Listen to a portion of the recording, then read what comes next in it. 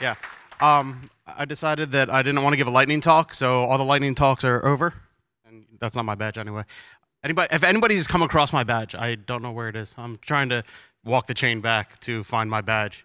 But anyway, the title of my not lightning talk, because now it's a thunder talk, because thunder comes after lightning, is don't be afraid to do something.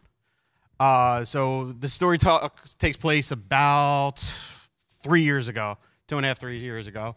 And I was doing .NET development. I was doing some AngularJS as associated with that, but not a whole lot of .NET. I wasn't even using any node processes or anything else to bundle my applications.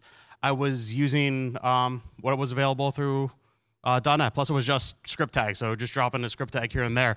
Never even installed Node. And I decided that I wanted to do a little bit more and started installing Node and NPM to be able to do some gulp scripts and what have you, and get involved a little bit more. So it wasn't until about 3.5 years ago, about that time frame, that I first installed Node. Not knowing what was going on, exactly how that worked, that it's actually running JavaScript but not in the browser, and trying to figure that whole ecosystem out. And about 2 years ago, I decided that I had gotten a lot back from doing Angular development professionally on different projects here and there. And I was getting a whole lot from the community, but I felt like I wasn't giving anything back.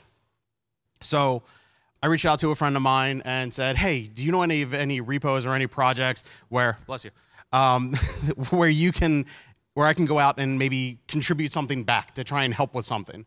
And he had heard about the Angular CLI and said, hey, go take a look. And I did. I went out and I was like, all right, well, what do I do? I was on GitHub and I'm looking at issues and looking at this project, not fully understanding what was going on. And start digging in and fix the typo. Actually, my first pull request to the CLI ended up being deleting the favicon because it was breaking unit tests. So yay.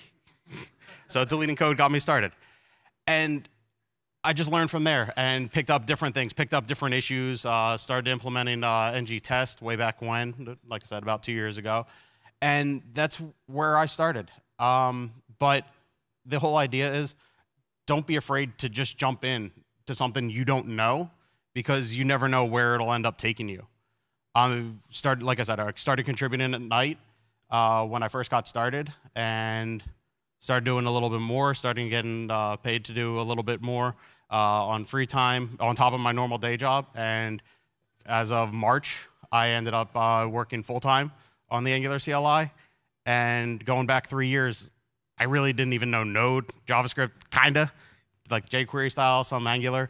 And now I'm working on the Angular team doing full-time Node development. So don't be afraid to start something because you don't know where it'll take you or you're unsure of something.